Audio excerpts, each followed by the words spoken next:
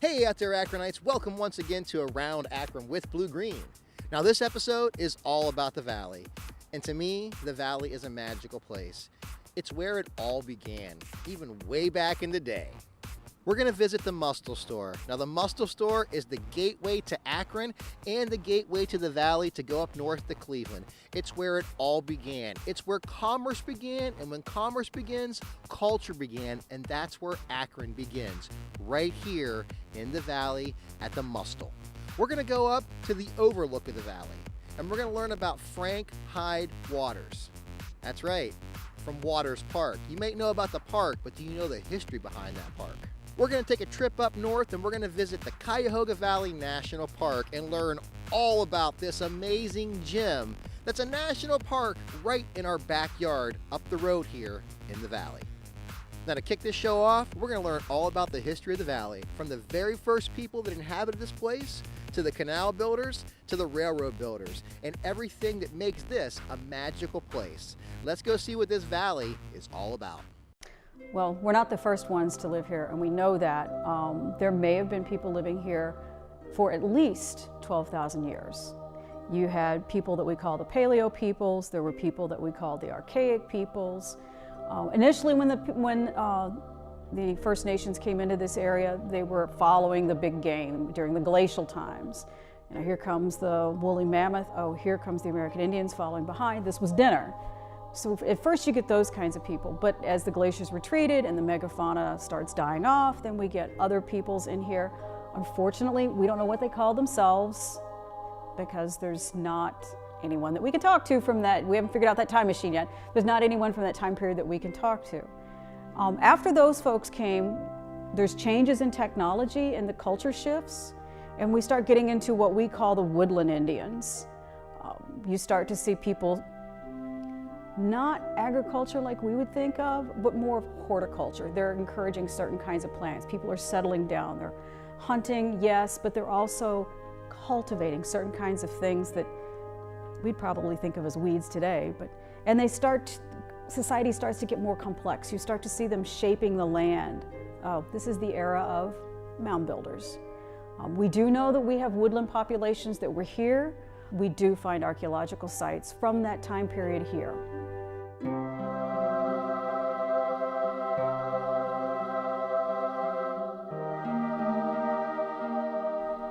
More than likely the population was much denser than we have given credit to, but as we know, once European contact came into the area, once European contact hit the eastern seaboard and the population started, they were trading and interacting, and when that happens, when they start to do that, disease spread.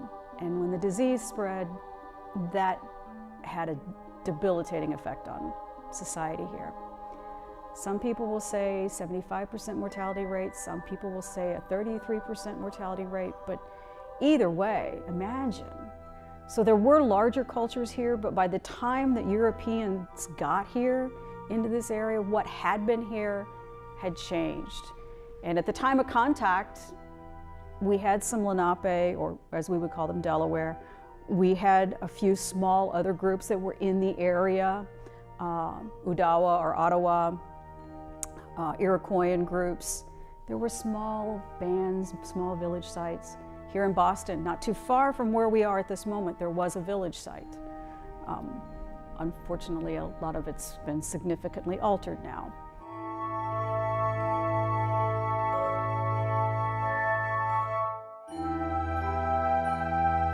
When Europeans got to this area, what they found were large stands of mature trees. Now, in the bottomlands, in some areas they would be burned off or they would be fields because there were Indians living in this area. So there were other peoples already here. So some areas were already under cultivation. There were some fields, even a few early orchards, but largely what they found was wet bottomland forest here in the bottom of the valley. And then you'd have other forest types up on the walls. And that's not how Europeans function. We have to break the land up and farm it and parse it out. So we have a different way of looking at the land. And so that's what they started to do. And by that, they started removing the trees. They started taking and building farms and creating farms here. That was the dominant way of life for 150 years here, was most people were farmers. What amazes me is when you looked at this valley, if you look at historic photographs, like from the late 1800s, 1890s, 1900, 1910, from valley wall to valley wall, sometimes on your hands, you can count the number of trees you see, because they were using it for farming. Maybe they had it under plow. On the hillsides, you can't plow a hillside, but maybe that was where the cows were roaming. So it was a very different landscape than what we see today. There's more trees out there today when you visit Cuyahoga Valley National Park than there were 100 years ago.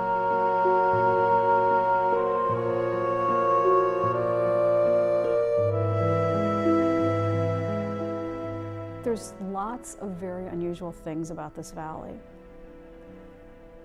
One of the really cool things about this valley is, and I can't do my fingers quite that way, but you have transportation systems here braided together.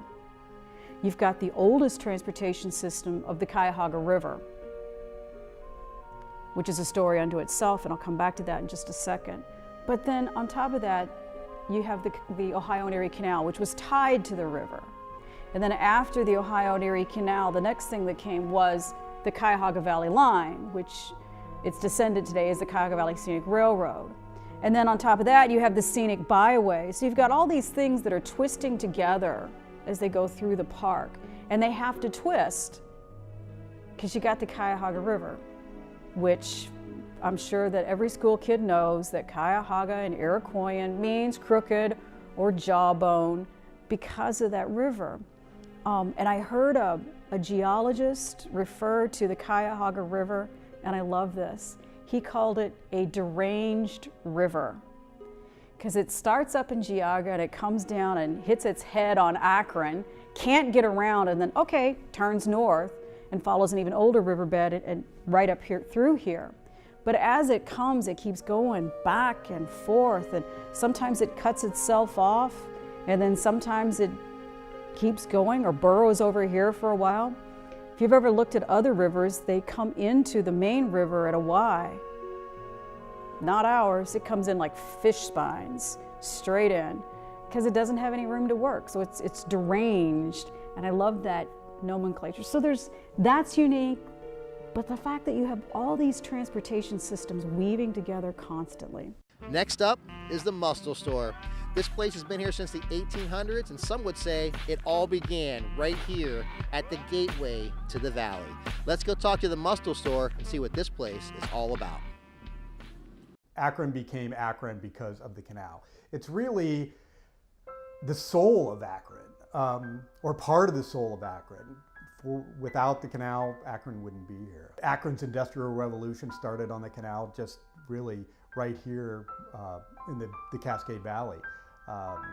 You know, it brought population, it brought money, so it was an economic driver, it was a population driver, it was, you know, just, it was amazing how much influence it had, and really how short amount of time that it was really around, you know, maybe 30 years, and then the railroads came in.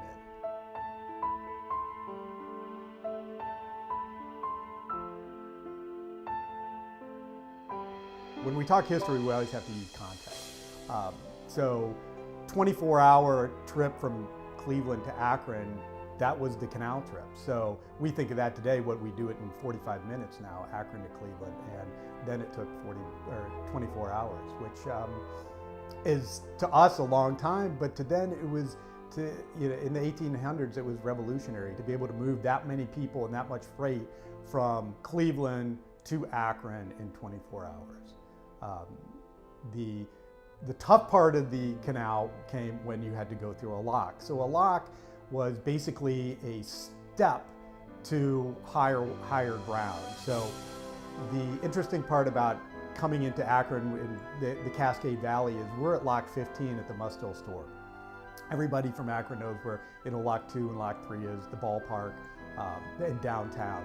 So there are, you know, 12, 13 locks in approximately a mile.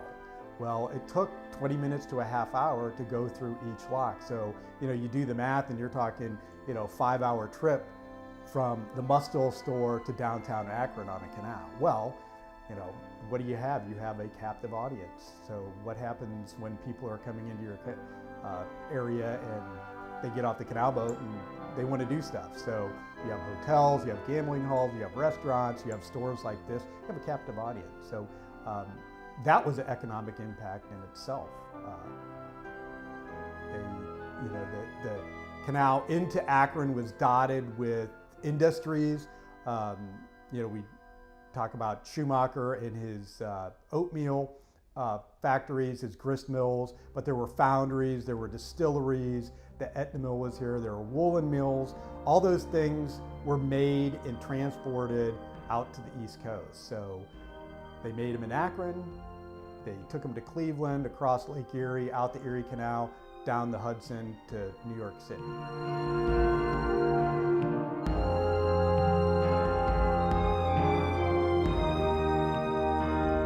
The original building was, they think 1850s. During the archaeological works that they did when they were renovating the store in 2000, they found remnants of, there might have been another building here prior to the store. So there's not a lot of good records back then. So the store is an 1850 store. It was renovated in 2000. The organization, Cascade Locks Park Organization, was organized in the late 80s. And they really saw this place, the store and the house were in very poor shape, in bad disrepair. A lot of effort, a lot of collaboration, and a lot of vision and hard work to make these things happen. And it's really, it's great that they did. I mean, I consider myself just a steward of this place. I think that our cultural heritage as Akronites, or whatever city you come from, I think it's, your history and your cultural heritage is really important to know, where you've been, where you're going. And it's interesting how this valley is still, it started as one of the most important areas in our city, and it continues to this day to be important. But it's really the soul. We have, the Cuyahoga River, the Little Cuyahoga. We've got a lot of waterfront property, and it's beautiful, and it's getting more beautiful. That's the great thing. The canals obviously was built, but it's still water. I think that we need to push more on, the beauty of the canal and what our forefathers did. A lot of people put in a lot of hard work to make this canal. People that lost their lives. The immigrants came here and built it. Although it's not used for what it was built on, I think it's even better. I think they would be very surprised to see it today, and I think they would be proud that they put in all this work, and we still revere the canal and the Cuyahoga, the waterways, and hold them in such high regard. I'm up here at North Hill at Waters Park. Now this guy on my shirt, this is Frank Waters, the guy that actually purchased this land and donated to the city of Akron so we can have that iconic view that you all know about. Let's go see what Frank Waters and Waters Park is all about. The iconic view of the city of Akron, Ohio, overlooking the valley from North Hill, can be found at Waters Park. But not many people know how we were blessed with this view and this amazing park.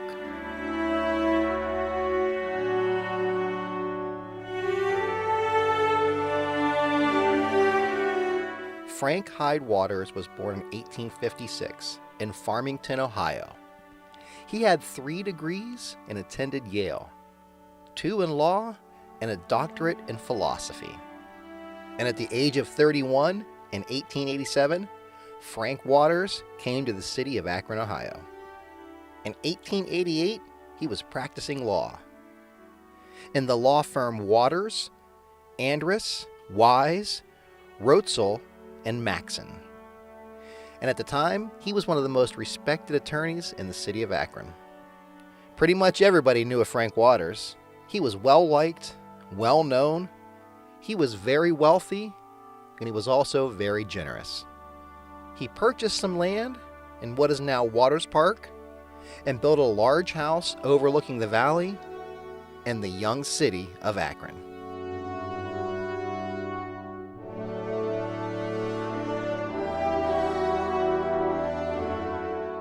Frank loved his wife Cora and his daughter Mary.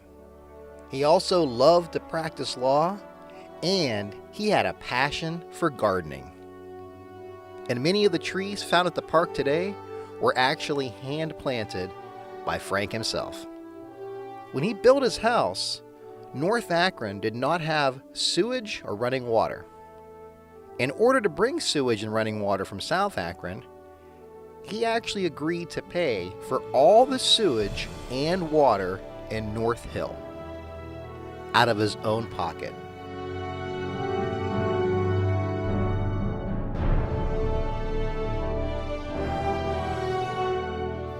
In the early 20th century, tuberculosis, also known as TB, was the leading cause of death in the U.S. Tuberculosis took Mary, his daughter, in 1923, and then Cora, his wife, in 1929. And after a short bout with illness, the beloved Frank Waters died at the age of 77 in 1933. Frank willed the land to the city of Akron with a condition that it either be used for a TB clinic or a city park/playground, in perpetuity or forever. At the time, St. Thomas Hospital was one of the leading places battling tuberculosis, and the city of Akron chose to make his land into a city park and playground. In 1934, they started converting it to a park, and in 1937, it officially became a city park. It was the first actual playground in Akron. And throughout the years, there was a wading pool, which has been later converted into tennis courts, one of the best shuffleboard courts in the area. The park was full with rich gardens, full of various flowers, and a plethora of trees as well.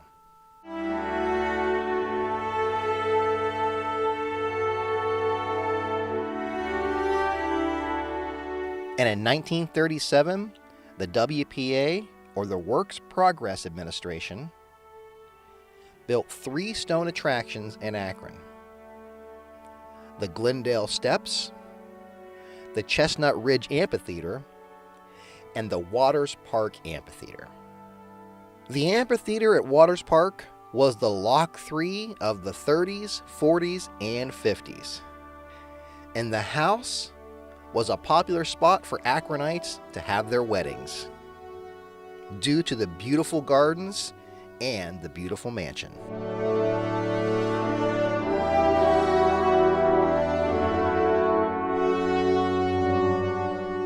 In the late 1970s, the Viaduct Bridge was torn down, leaving North Hill disconnected from Akron, which had disastrous effects to the businesses in North Hill.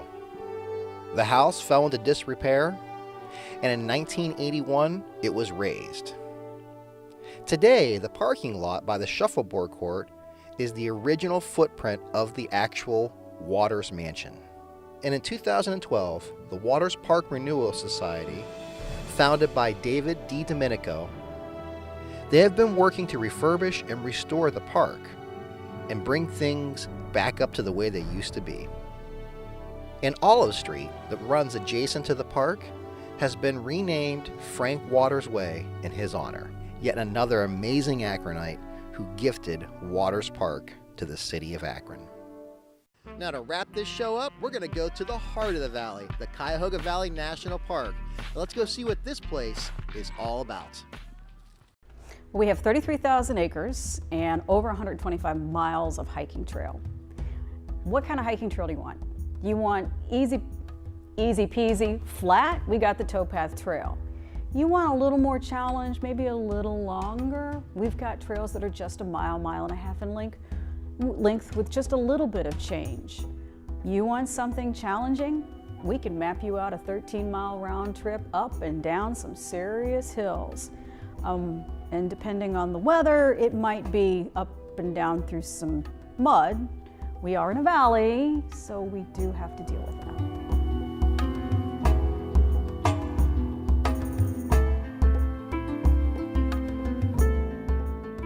Unlike other national parks, if you go to Yellowstone, you got Old Faithful. You go to the Smokies, you got the mountains. You go to the Rockies, again, you got the mountains. You go to Yosemite, you got Half Dome. We don't have that icon, but we are a park that's accessible. We are a park that's reachable. I mean, how many people, what, 3.5, 4 million people live within 45 minutes of this national park? So we were created in the 1970s as part of a Parks to the People movement. We're not that icon park. I've said before, we're a park about ideas. We're a park about stories. We're a park about how the landscape transforms us and how we transform the landscape. That's not an icon, but that's a story. And it's a park that people love, people come back to over and over and over again. We get a huge number of repeat visits, but now we're finding that our numbers for first-time visitors are starting to creep up. Sometimes creep is not the right word, sometimes they're jumping up because people are discovering us. Wait, there's a national park in Ohio, and they get here and I'm like, wow, this is cool. You got a waterfall, you got this bike trail through the heart of the park, you've got wait, I can ride a train. There's so many different things to see and do here. And I've worked at 5 other national parks. This is my 6th national park to work at. But when I go to other national parks, if you go to Yellowstone, they have a focus. There's Old Faithful. But our park, what do you like? You probably can find some aspect of it here. You like the local farm movement? We've got that. You like farms? We've got farms. We've got culture. We've got arts and crafts. We've got history. We've got mountain biking in a national park. We've got cycling. We've got road cycling. A few years ago, some motorcycle magazine said we were one of the top 10 byways to motorcycle on. There's something here for everyone.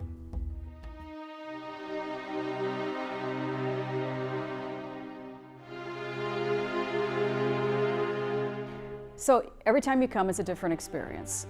Personally, one of my favorites is fall because of the colors. And right now we're hitting right about the stride of our peak colors.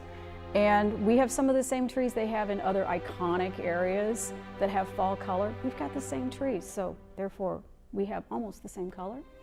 So fall's a great time. Then if you come in the wintertime, it's an amazing sight to see a 60-foot waterfall and you don't see the waterfall.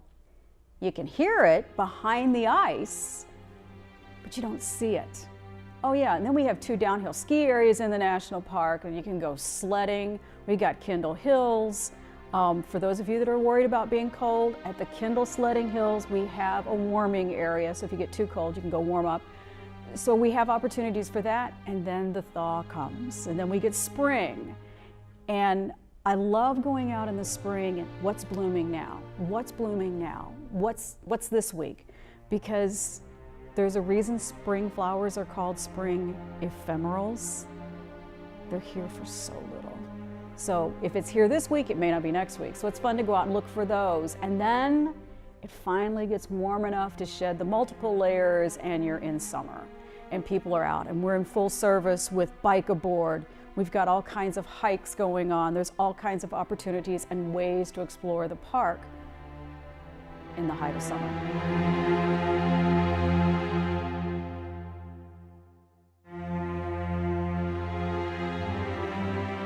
So we are actually in the process of using another historic structure, and we're going to convert that into our visitor center, but with the thought of visitor flow in mind. We're using a really cool historic structure that was actually built about 1903, and when it was built to be the Akron Cleveland Company store.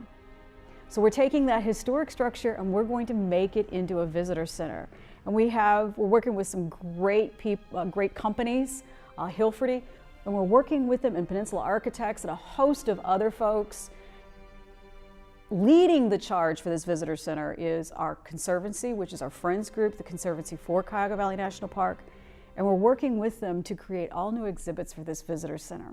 So we've got a lot of things going on with that building, and we're hoping to have them all done by 2019 to be able to invite everyone to our new revamped visitor center, the Boston Mill Visitor Center. Thank you for watching yet another episode of Around Akron with Blue Green. Now, if you have an idea for a segment or you just want to say hey, you can reach out on the website at www.aroundakronwithbluegreen, or you can reach me on social media on Facebook, Instagram, and Twitter. We'll see you next time on Around Akron with Blue Green.